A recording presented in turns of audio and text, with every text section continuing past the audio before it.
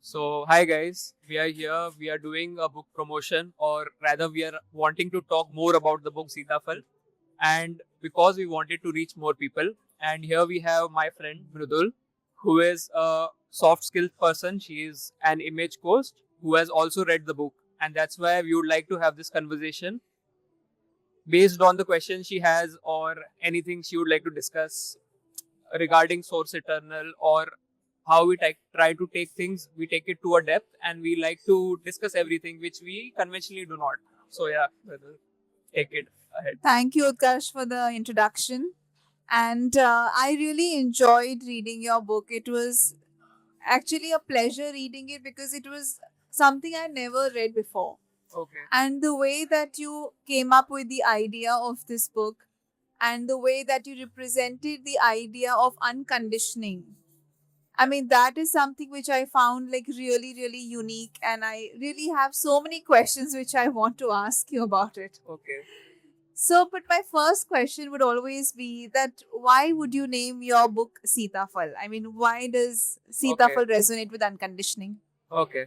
So this is like a very nice and important question because I think many people do not know this.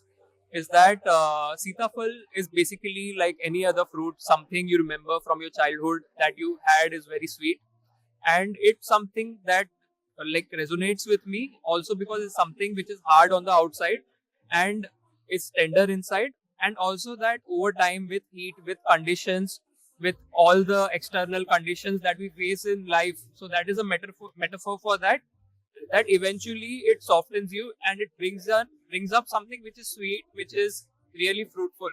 So that is the major reason behind why the name is Sitafal. And there was another reason is it's one of my favorite fruits. So yeah, that is something which comes from a personal standpoint. Okay, that's I think it's like a very, very deep thought on why you've named your book Sitafal. Right. But like as an author, when you were writing this book, did you always think of writing something on unconditioning, or was it something like it just naturally came to you while you were in the process of writing the book? So it coming to me as an author. Before that, it was more important as my growth in my life. Like I think our professions or what we do, it's more of determined, or it should be more of determined by our circumstances in life, what we are going through, and you take up a role.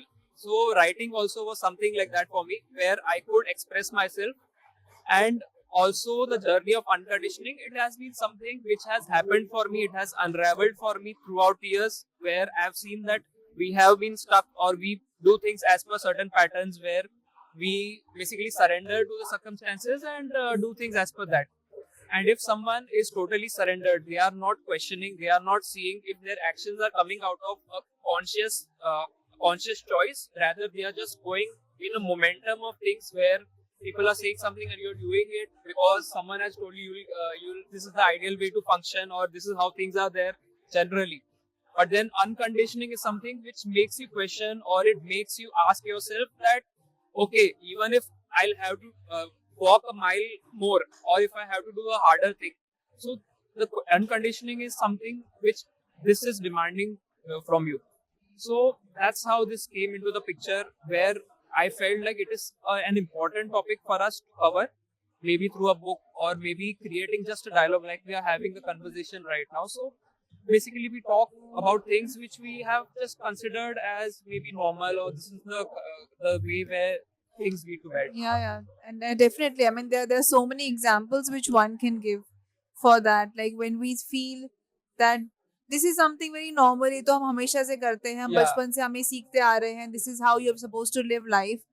And then one fine day you realize, probably you're just going the conventional way because the world told you that that is the right correct, path. correct, But you have so much more inside you which you wanted to explore at some point in time, but did not feel like it was the right thing to do because very the true, society said it is not right, but correct, not because I felt it was not right then. correct, very true. So yeah, Yeah. even in the book we talk about how our conditionings are coming to us, wherein we start from how the main thing is genetics which are influencing us. Then maybe you can see your parents or how we have been conditioned from the childhood, And the third thing is how the society or what we observe around our friends or their parents. So basically, a combination of that is what we are getting influenced by. Absolutely, very well said. And how do you think that even the way I feel about myself, like my own self image, is it also a societal thing? Do I feel the way I feel about myself because of society? Does it also fall under conditioning?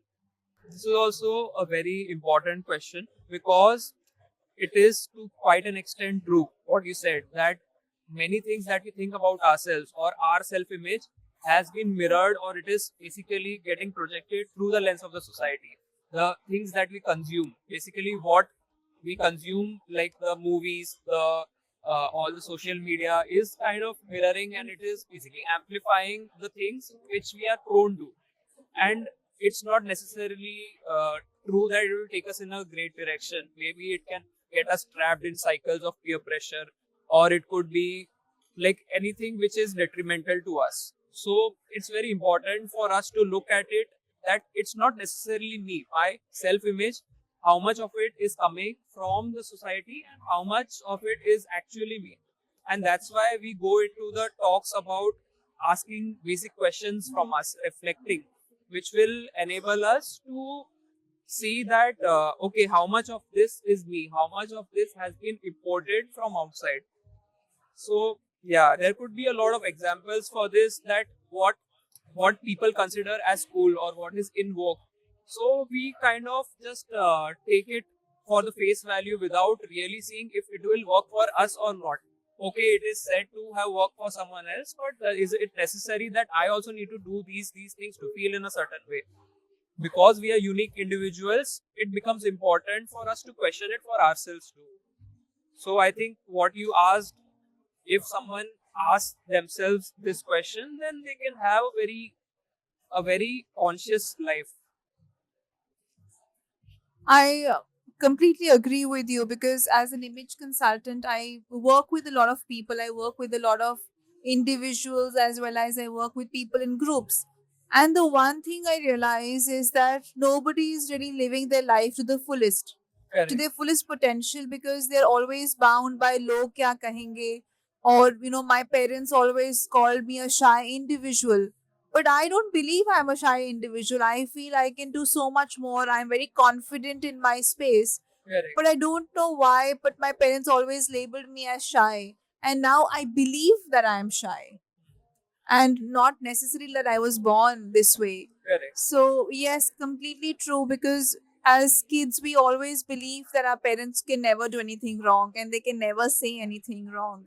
But it Correct. is when you start growing up, you realize that they too can make some kind of mistakes. Exactly. And it's okay for them to do that as well. But it is also very important that when I realize it, am I able to unlearn it and relearn something and relearn to become the person who I truly want to become? True. And that I feel is the real quest of life, to unlearn, then learn, Yeah. relearn, and the whole cycle. I think it just has to keep going on, because the minute you stop learning and unlearning is, I Correct. think, when you stop growing. And Correct. that is something which you've also written in your book as well, Yeah. that you have to keep learning. So the day the snake stops shedding its Scale. its scales, It gets trapped. it gets trapped, and then it's like it's dead. Yeah. And similarly with the human mind. True. So yes, That's I, very I true. think that's where it all falls in Yeah. place. Yeah. So like couple of points which you raised, like very true. Yeah. Firstly, is that about the parents that I think we have mentioned in the book as well. That we think that okay, parents know everything. They have seen life more than us. They have more experience. But usually, experience is good. Okay, it's like, for example, if a person is learning from a certain experience, there'll be 100 more people who are having the same experience, but they are still acting in that dumb way. So that doesn't necessarily guarantee that you have an experience. So you're wise in that aspect. So that is one great point that you raised. And another one being that regarding shedding our skin. So in terms of growing, so many times we see that we have done something wrong or this thing is not working for us. So we totally stop it. But then it's also important that you stop the bad things, but you still take in the good things as well to grow. So where this is where the books help, the good wise people talking to people, or just doing any activity to make you grow or not limit yourself in the same sphere. Right. And how about when you talk about career? Because that is something that, people spend most of their time doing is when you're building your career, you Yeah, spend at work. You almost spend like 10 hours a day at work. correct, And that much time you don't even spend with your family, with your friends. correct. And you're spending it at work. And how do you think that unconditioning is related to career? Because I see a very important and a big chapter in Yeah, your book related to career. So what are your thoughts on that? yeah. So that's true. We have the chapter on work is basically trying to tell you that we need not be fitting into the same roles that someone else determined for us. Or it is also quite contextual because you don't know where a person is and in their life economically or in terms of the work satisfaction that they are getting. So we talk in this about maybe a person who's working in an organization, maybe they are able to do their tasks, but still they are not getting that basically they are not getting that satisfaction out of that their work. So when you see what you are doing, because it's, as you said, it's a long time that we spend with our work. So when we see that it's not giving us satisfaction or it's not enriching, we are not learning anything new, you have to question it. You can't just let it go, or you cannot like basically just ignore it, because over the time it will lead to a lot of stress, a lot of things being taken for granted. And this is a very important question, and there are certain ways where you question it, you see what is right for you, and then from your context where you are, you basically take a leap or you try to learn more things. And it is although very contextual as to where a person is, how much of a leap can they take, but you can always work on your other aspects which are there in the book, like how you build your inner resilience, how you are able to decipher through Neti Neti that what is right for you, what is not right for you, what is essential, what is something which you have taken up, that you will able to see your direction slowly but surely. So generally when you start choosing your career, you're around, the age of 17. When Correct. you're in grade 12, when your parents keep Correct. asking you, oh, what do you want to do next? And what stream of study do you want to take up in college? Correct. So, how does a person or a child at the age of 18, 17, really decide of what they want to do for the rest of their life? Yeah, that is actually like hitting on a very like a hard nail, because at that stage of life, it's not necessarily true that a person will be able to choose really what they want for their entire life. So one thing is, it's important for a person to have a lot of exposure to what happens really in the field that they are desiring, because often it comes out of a very small temptation or certain, like, okay, I saw that person gets paid more in a certain field, and that's why we choose it. But do you really know if that is your calling? Okay, you'll get paid, but beyond the point, the money will not help you. You'll need that satisfaction, you'll need that growth, you'll need that trajectory, and also that, because as we see that now there's AI, so many fields the demand is going down. So if you enjoy what you are doing, then you will be certainly, even though you will be maybe your financials will be not that great of the field which is in demand, but you'll be doing something which is resonating to you. And if you keep growing in your work, that means that you keep learning, and your mental muscles will be so sharp that you will be able to adapt as well in case AI takes over your job or something like that happens as well. Okay, so you do believe that AI can take your job? So that is something which is like a layered question, because in certain fields we are already seeing that when there are a lot of robotic tasks, it does not involve you growing or giving a lot of value in terms of using your mental muscles, adapting, then it might take your job. It's not ideal. The companies should ideally think that how to basically adapt the person or mitigate the job loss, which some people will do, some won't. But it's very important to be prepared for all scenarios, is what we believe. Because unconditioning is something which is making you, it's not basically a meditation which will just basically numb you down, it will not dumb you down, it is something which wants you to be aware, be alive, and accept life, and then choose. So coming when we were talking about the career, so like, do you feel that, if I choose something which is my calling, I would never get stressed with work? So that's also a good question, because many of us have a misconception that calling means okay, now everything is sorted. Like, choosing your calling is just a one step on the long run of repeated courageous decisions that you will have to keep taking along the way. So it's really great that you're able to see at your current juncture that this is something which is my calling and I want to work towards it. I want to dedicate my time. And maybe you take some time off from your work, or you just abandon your old work and you try to take this up on a war footing. So that's just one step. But then your calling, because it's your calling, it is something which will transform you. Because there's a chapter upon love, which there's a quote in it which says that what you love will in the end transform you, because we are spending a lot of time with it, we are dedicating ourselves, we are dedicating our resources. So that means that your adherence towards that, it will end up changing you in a great way also. So that means if you love someone, or even if the if it in the in the normal sense, if a boy likes a girl, he tries to do more efforts. You can't be a lazy lover instead. So that will demand more work, it will demand more efforts, although they will be more meaningful, it will be more fruitful. Fruitful also is something which will come later on, but it will be meaningful work which will keep you nourished and you might get good sleep. It's guaranteed.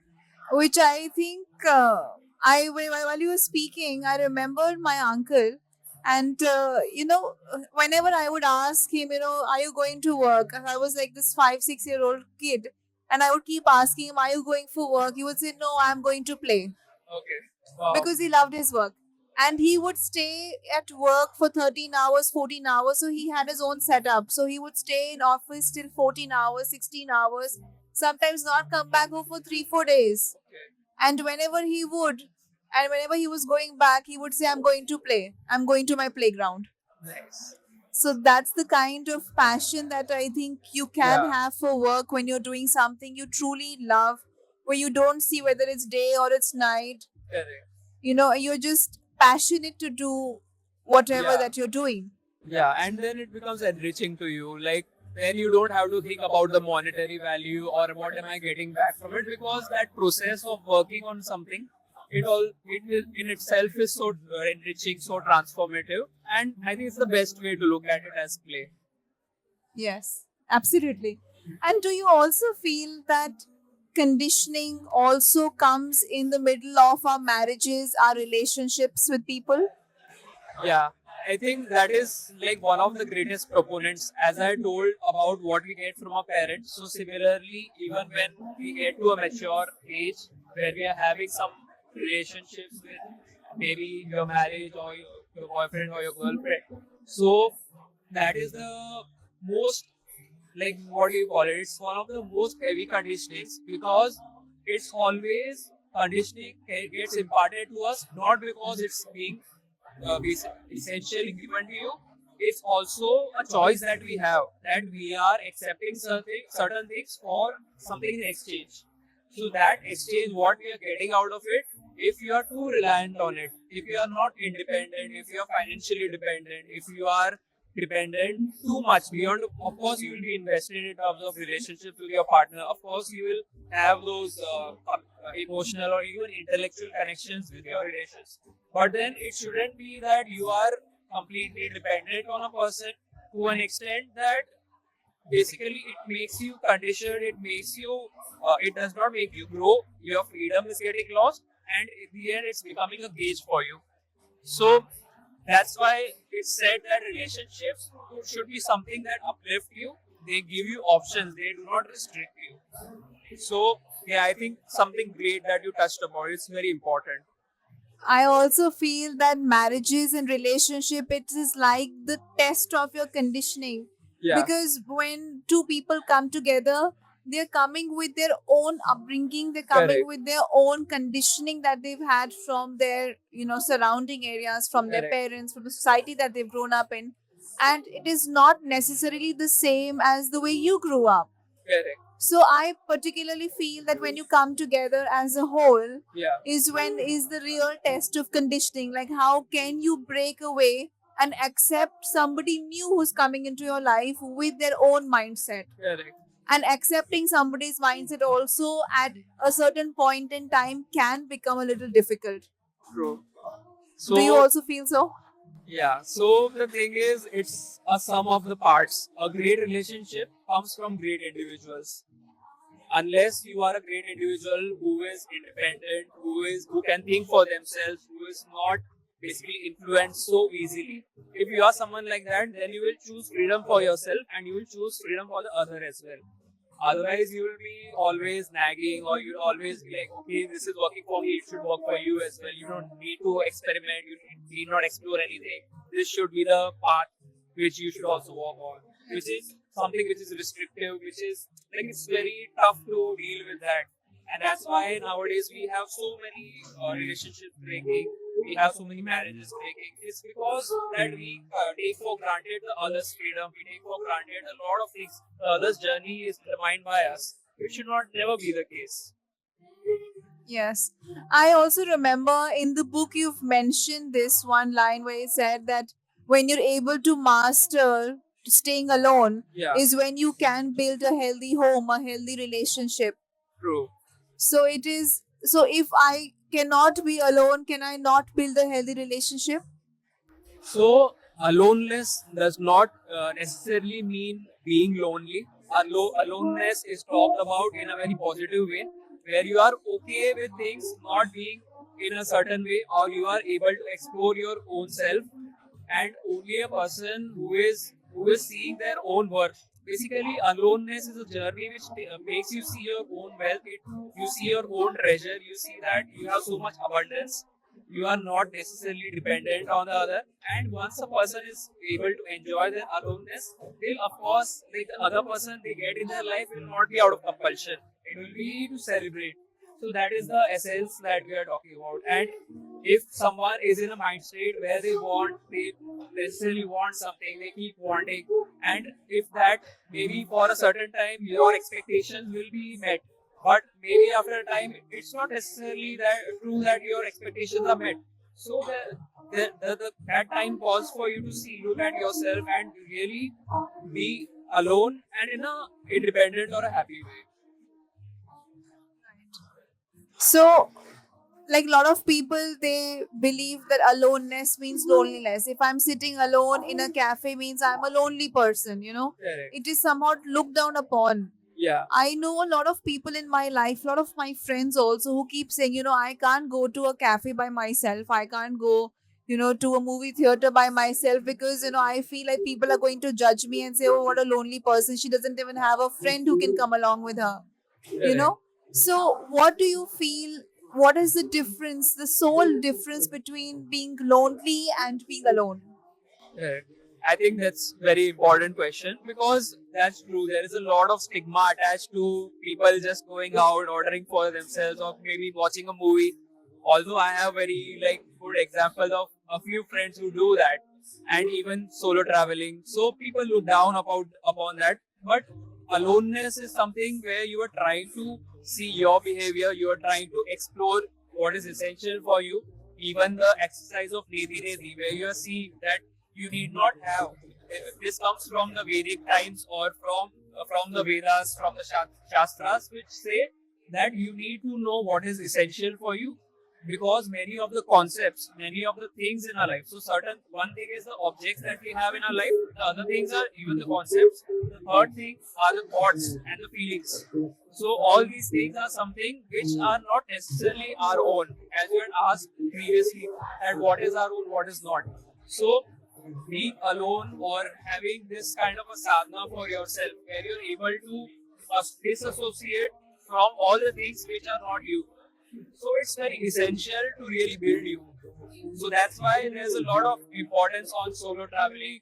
Maybe you just explore, you do the smallest of the things alone because otherwise you're just dependent, you're not seeing things for yourself. Yeah, it is best to sometimes enjoy your own company because that is when you learn so much more about yourself. You know, when you're constantly surrounded by people, even your thoughts are not your own. Correct. You don't even have the time to sometimes think of anything else apart from what people around you are saying. You are influenced by their thoughts and not your own. Sometimes you're not even in touch with your own feelings because you're constantly bombarded with people around you. True. And sometimes just to take that little holiday or just to go to a cafe, sit with your thoughts, sit with your book, sit with who you are internally, and just talking to yourself sometimes can be very therapeutic. Yeah. Then that's what I feel like. I've had the experience by myself where I talk to myself for hours together, and sometimes I solve problems in my own head, without really talking to anybody. Correct. So That's that's yeah. like a kind of a therapy. You don't Yeah. have to You go to a answered your own therapist question. sometimes you can do Yeah. it in your own head. True. So now that we've spoken about conditioning, and we do see conditioning as a negative light sometimes, and we see them as that our parents have taught us, society has taught us to be a certain way, and all of Correct. that. But can conditioning also be positive? Yeah. So this is also an advanced question because right now in the book we have talked about the conditioning which is negative.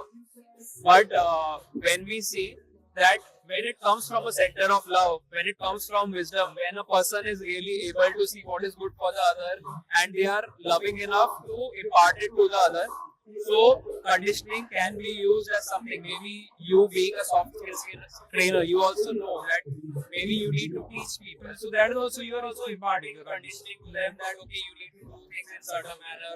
You give them you explain them in their own way because individuals have their own conditioning they are coming with. So you need to break that, take them to a higher level. So that is the next level conditioning which will be imparted. Someone who is a well wisher, who is someone who loves you, and that is the real love that you are imparting the higher conditioning, which is making them progress from the current stage. For example, me telling you maybe read a book, maybe do this, maybe just watch a video. So that will be if I am a well wisher, it will be a good conditioning that I am imparting onto you. And because we also talk about concepts in the book, where basically we are all living in our own concept. Our entire worlds are just our own concept. We think that this should be done in a certain way, but it is possible that a person living in the next town or the next city will be living in a very different. Their mental realm will be something which is very different, and yet they are also successful. They are also happy in their own way. So we all have our own concepts. But it's just that we have to go from stool to sukshma, which is from the gross to the subtle. So that journey, if something, for example, if you are hurt right now, there's a kata or there's a thorn in your hand, so you'll use another sharp object or another thorn. So कांटे से ही कांटा भी निकलता है. So if you are able to use a thorn, you are able to use a conditioning to take you to the next level. So that's something which is amazing. That is basically it's a symptom of having love for the other. Yeah. That's something new I've learned today because I was not aware of this. But yeah, thank you for sharing that. And also, if I think about conditioning, do you feel that sometimes our thoughts or our words or our way of living is actually not our own? It is actually dictated by, maybe a higher power, maybe the way, because I've lived my life for since infancy to today. I've lived a certain way, so I'm living the same way. So Correct. is it like my own or is it like again conditioning? So it's also a very layered question.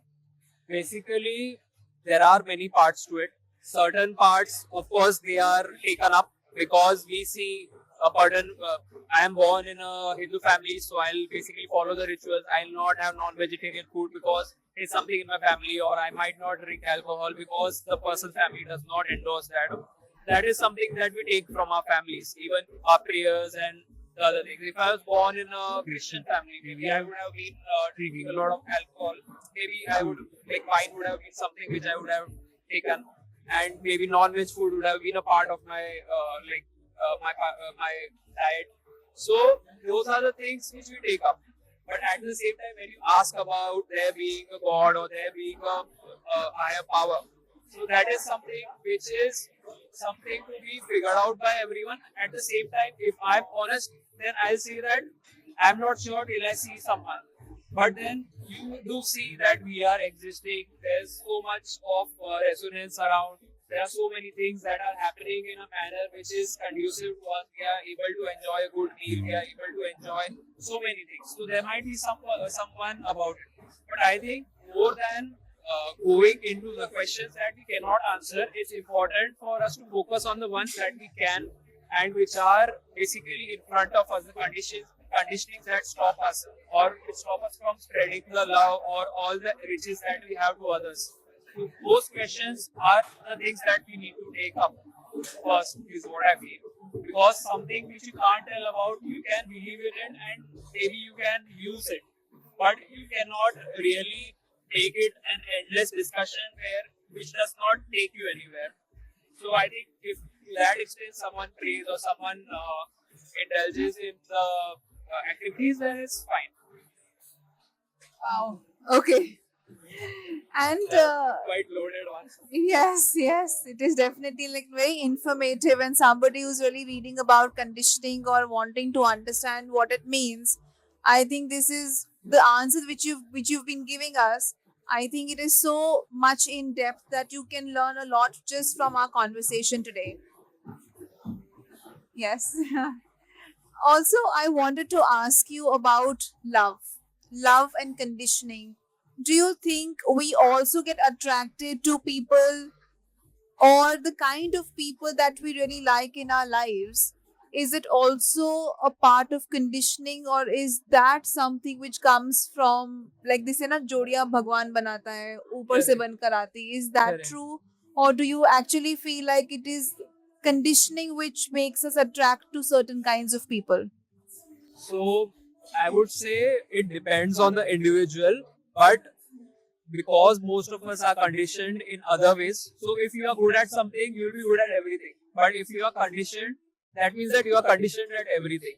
So even the partners that we choose, not saying that they are bad or good for us, but they do come out of our way or our vision, which is constricted in any ways. And it's not like it's never that it's not a zero sum game where you see that okay, this person is conditioned, this is not. It's always a person who is evolving. Even the conditioning is a process. Unconditioning is a process where you start from somewhere and you are vying for growth. So no one ever reaches that point of unconditioning where you can say that okay, this person is completely free. Everyone is still entrenched with conditioning because it's also genetics that make us want to eat food. It makes us want to procreate. It makes us want to have children and basically create a big empire. So all these are genetic conditions. But in the given situations where we are in questioning what we require, what is essential, then there is a clash with the real love, which is about giving, which is about more of being abundantly there for the others and seeing the effects of it. So that is the clash, and that is what makes us question. And then we basically grow and we are able to adapt or maybe see better for ourselves. Okay. And if there is somebody, who's listening to us today and really wants to uncondition their already existing conditioning, what are the five tips or exercises or something that they can do in their everyday lives to change the way their patterns have been working? And a lot of people, sometimes they're failing in love, Correct. sometimes they're failing in their career, they're Correct. failing at work, they're failing at finances, and on a continuous streak, it's Correct. become a pattern in their life that they Correct. attract the wrong kind of people. And Correct. sometimes, like you said, it's also because of the way that we are conditioned, Yeah. is when we attract the wrong kind of people. Correct. So now, how does one really uncondition themselves and change their existing patterns? Okay. So I think this journey, the first, like the first chapter's title is very fitting to that, which says to slow down a little, which means that you have to pause and reflect a bit before you indulge in endless action. If your action which you're undertaking is not leading you towards a place of peace, strength, or any kind of enrichment, then a person needs to pause a bit. And I think that is something which is essential because we see that people who fail in relationships. So we see a lot of people going from A to B, B to C. But then in the long run, it never helps because this process will never let you reflect on what is went wrong. We kind of think that we are under a pressure to have go through the cycle of pleasure and pain continuously. But it's important to reflect and pause for a while. Yeah. That's, I think, very true that it is important to slow down because today also, like, we see patterns and we feel that, going back in time is better. Like, even with Ayurveda, people did not want to do Ayurveda for a long period of time. And today, when you see every second person wants to go back to their roots and do things which our great grandmoms, Correct. did, and they want to live the slow life. So, yes, definitely, slowing down sometimes gives you so much more perspective than, this fast paced life of, waking up, going to work, coming back, eating your food, sleeping. This entire pace of life Yeah. sometimes doesn't let you think beyond. Correct. And people are not aware that okay, you can pause for a bit. You need not just rush from your office back to home. You can take the more scenic route. Like there are small things, right? You can Yes. just take the small scenic route, like the scenic route. You could just maybe if you're having lunch every day at your office, you could just maybe go down to the cafe. Maybe you can try reading something. Maybe you could. There are endless possibilities. There are a lot of examples for this. You just need to take a different path every once in a while. Do you feel that nature also is a great way to uncondition yourself? Yeah.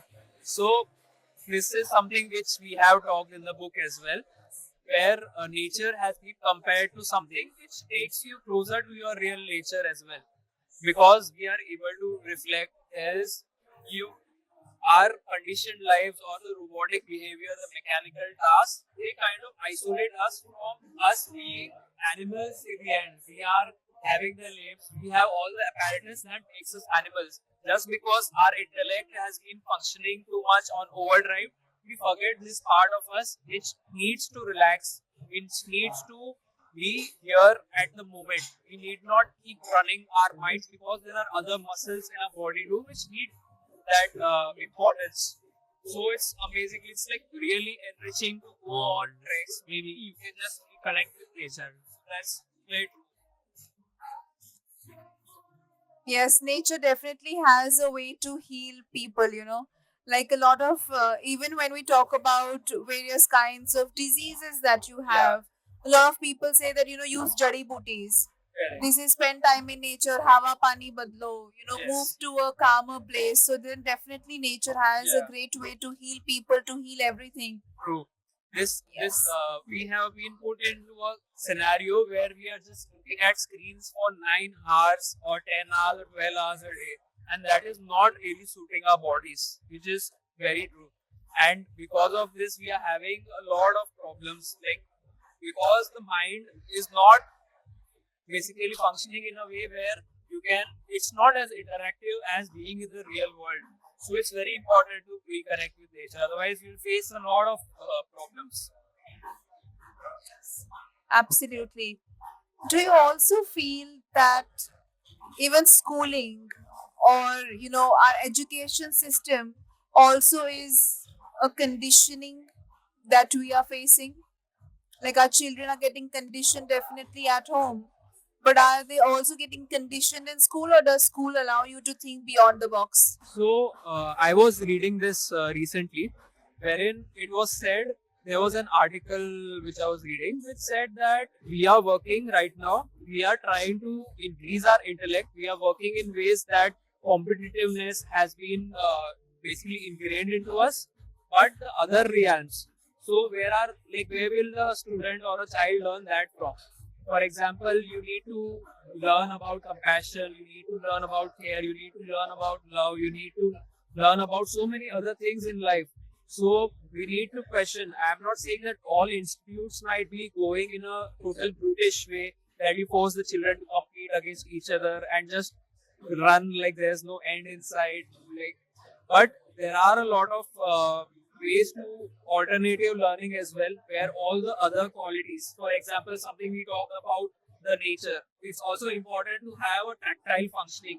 Like it was great, pre-industrial era was some works were really important or they were enriching to people. People did not have so many diseases. Also because they were working with their hands, they were totally involved in the works. They were not just mentally that they were being rejuvenated. So even right now, when we see the children, are we teaching them sports adequately? Is like for at least for India, I see that it's quite behind, or even if still some people are getting it in, but it needs to be done to in a balanced way. Yeah. So, Utkarsh, what do you really feel about, homeschooling? So now that we spoke about schooling, a lot of parents I see nowadays, they are more into homeschooling. Do you feel that homeschooling is a better way of teaching a child or conditioning a child rather than traditional schools? So it sounds very interesting as an alternative where you could homeschool your kids with more personal attention. They could be maybe taught more tactile things. They could have customized skills, which is not taught in generic schools. But then you have to look at what is the trade-off that you're having. Wherein I think you had also mentioned once that you don't have a lot of exposure. The kids are not having a lot of other kids surrounding them, which will affect their social capabilities. So it is something which is very contextual, is what I see. Because if you have some alternative to that, maybe if you are homeschooling the kids, then what is the batch size, or how are you basically mitigating the other problems that might creep in? Because what is the alternative that you are giving them? How much are the experts qualified who are taking the homeschooling, or if you are doing it yourself, what experience do you have? So all those things matters. It's not just that by virtue of doing something different or something unconventional does not make it the right thing. So it is very contextual. If you have the research, if you have the will to put in a lot of energy, because usual schools are not just a chore. It's not something which is just the bare minimum. It is also developed on all the things in society that we see, all the structure which is there, which we might find it constricting and very frustrating in times, but still it is helping in a great way in certain situations. For example, where the parents are working, or when you have a city life where you are living in solitary families.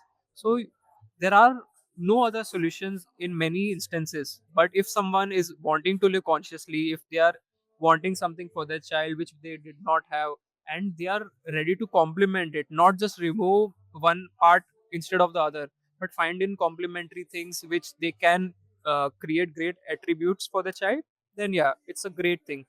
But one has to always look at the entire scenario, even if the kid is able to take it or not take it. So that's a question that you keep asking, even when we talk about growth or even about curiosity or in general in life. You never stop asking the questions, even when you have, like I tell, or I have heard this, or many masters have taught me, that you do not take any answer as the final one. You keep asking questions. That is the sign of a true master, that he does not let you stop asking questions. So if a person is living consciously, if they try something, if it's not working, they improve it or they stop it. So in that spirit, it's a good thing to do. So I see when I speak to a lot of parents who are now homeschooling their children. So the general concept of homeschooling is that you allow your child to do whatever they want to do at whatever point in time. So if a child wakes up Correct. reading a book, no problem. If a child wants to, play on the iPad when they Correct. wake up in the morning, no problem. Let the child do discover the way the Or it things or they it's want to do. correct. Like even if they want to, grow their own food. I see a lot of parents taking their children to these, farms far away from the city where they're growing their own food and they now know of how does the food actually come onto their plate. Correct. The same child, probably if he or she would have been in school, would be learning the same concept but through a textbook. So Correct. do you feel that, parents who are choosing homeschooling, are they raising more competitive children, more well aware children, or are they raising it with the same competitive levels in schools? Or do you think the children who are studying in schools, would they do better in life? So the example that you gave me, if this is the way that that a child is being brought up, So then certainly he will have a more, I wouldn't say competitive, but a more holistic view of life, because they have done it by experimenting themselves, and they have basically like they have shed their sweats in order to learn things, which is something which we do not find in our system. What will a person, how will a person who has just read something on the textbook fare against someone who has actually tried and seen it for the reality? So that's a lovely way of bringing up kids. It's just that how practical is it for the parents in like in the current scenario or in their own scenario is to be judged by them. Yes, because I feel that most of the parents now are working. Yeah, And with working parents and busy parents, especially when you're growing up in cities, I personally feel it becomes very difficult for parents to really remove their time for the children and, take them to farms and stay with them for days and weeks and, make them learn how to build mud houses, how to grow correct, their own food. So, correct, not all the parents would opt for a homeschooling correct, system, correct, but I'm sure that, if study says that homeschooled children are going to do better in life as compared to the children who are going to school, I'm correct, sure a lot of parents will start opting for homeschooling as compared to traditional methods of schooling. correct, And I also know a lot of teachers who are now creating curriculums for parents who are homeschooling their children, correct, that they by a certain age should have XYZ knowledge. correct. So, do you personally feel that it is a great way to uncondition children and, let them grow the way they want to grow at their own pace rather than competing with the child next door and always feeling like a failure? Correct. So I think it is a great option, and it can be explored. For example, I do have someone I know who does homeschool their kid, and I see that they are able to show great attributes. They are able to explore, as you said, at their own terms, wherein we as a system are not dictating the kids, considering that they will be anyways mediocre or lazy. We try to generate curiosity, and from there they basically pick things up and create great things out on themselves. We need not push them as well. And this mindset is not necessarily something which can be cultivated only in homeschooling. Even in conventional schools, great teachers or maybe parents also are doing it, like in the homeschooling. But I will still say it is very context driven, and it's a very conscious choice. For example, as critical as doing a marriage or having kids, it's as critical as that, because you need to devote a lot of time and you need to devote a lot of efforts, and in the end responsibility it comes on you. So your lifestyle should facilitate that.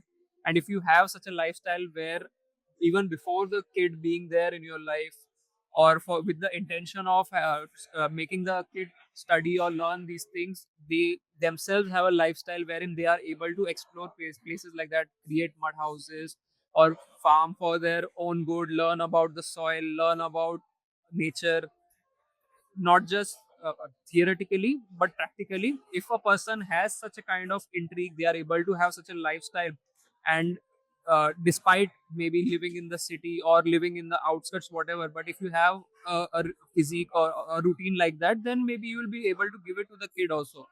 So just because doing it for the kid, it might become something which you may be able to do or you may not be able to do. But a person who is practicing it every day, they will be able to do it. They're more likely to do it for the kid.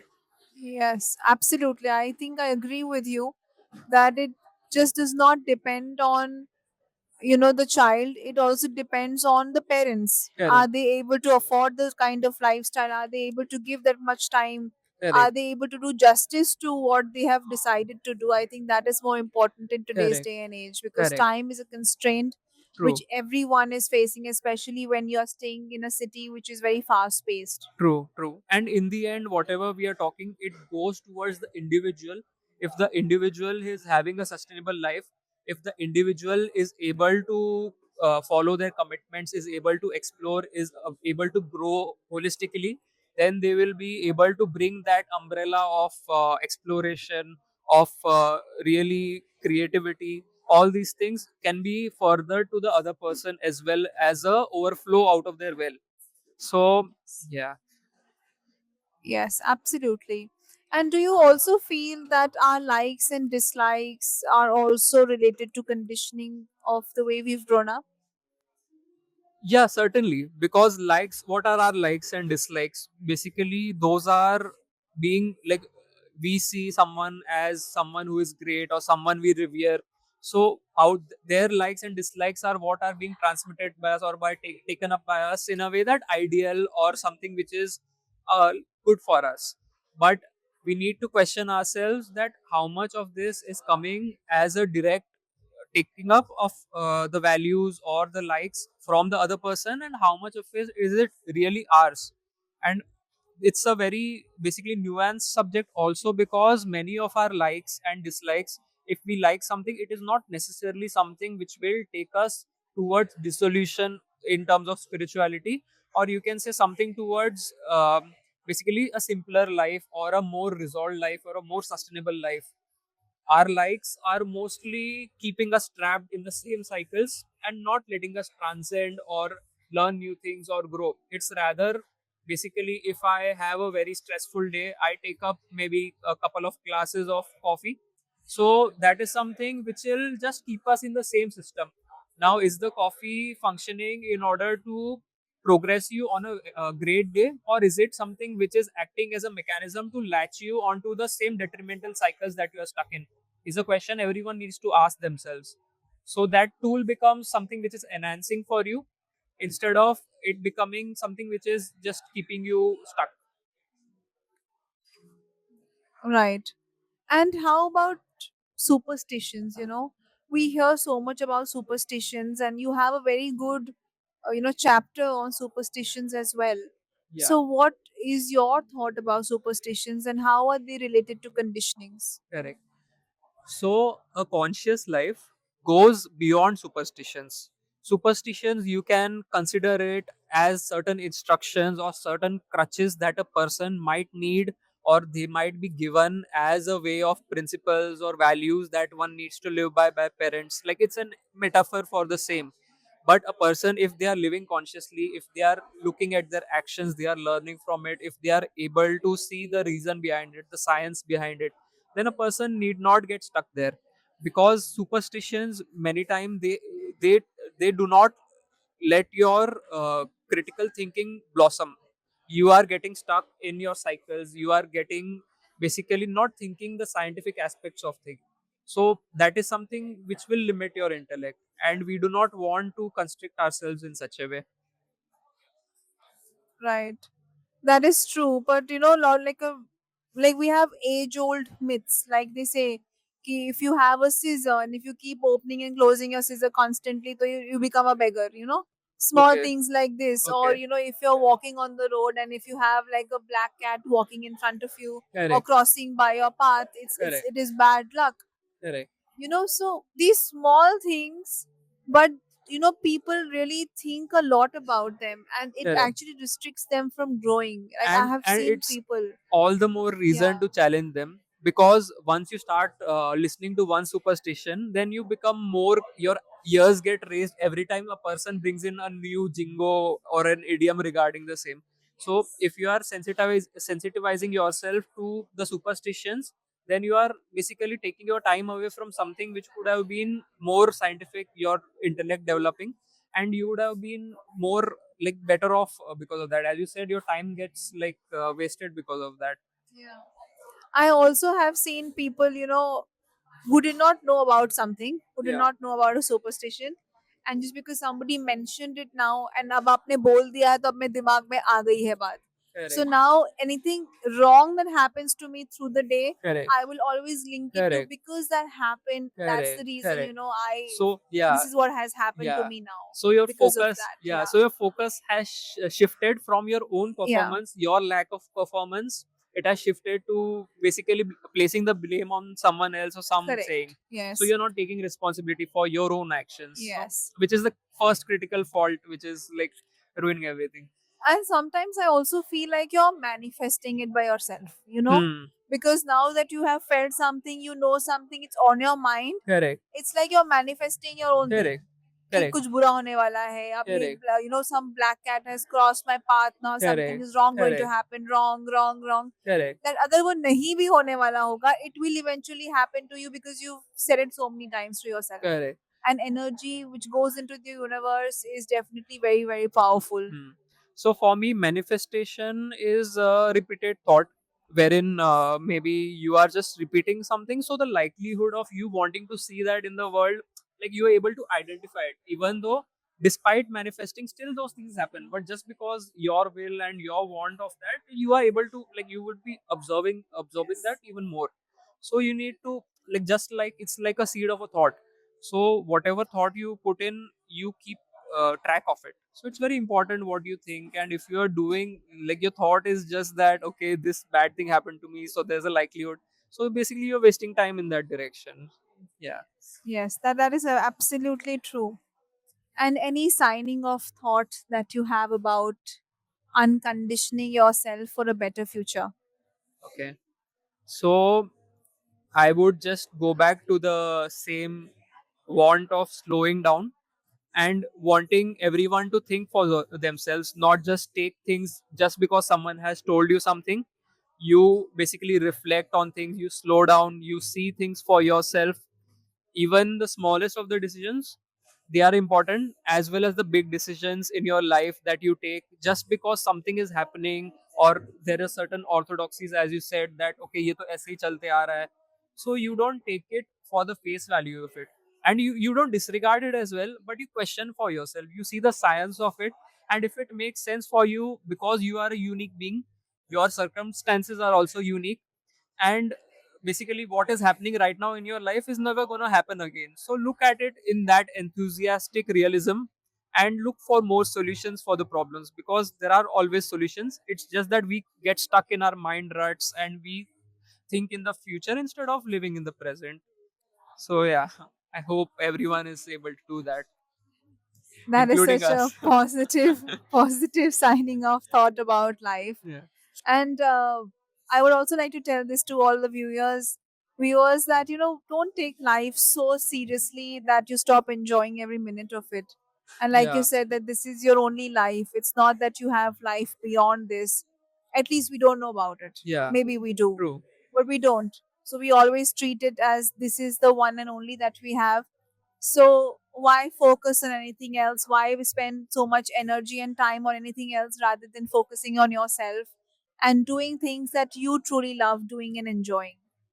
So Yeah, just be yourself for yourself, because if you are happy, people around you are anyway going to be happy. correct. And always focus on becoming the best version of on yourself. True, That is something I always tell my people, that become whoever that you are, become the best version of yourself. true. Being original you is better than a borrowed other person. Like the borrowed rockstar is also not equivalent to the original you. So Absolutely. We already have that person, but we don't have you, yeah, right? So it is world wants you to be you. So be as original, be as unapologetic as you can. yeah. Great time, Rudul. Thanks for this. Thank you anytime. I loved having this conversation with you. Yeah, thanks. Thank you.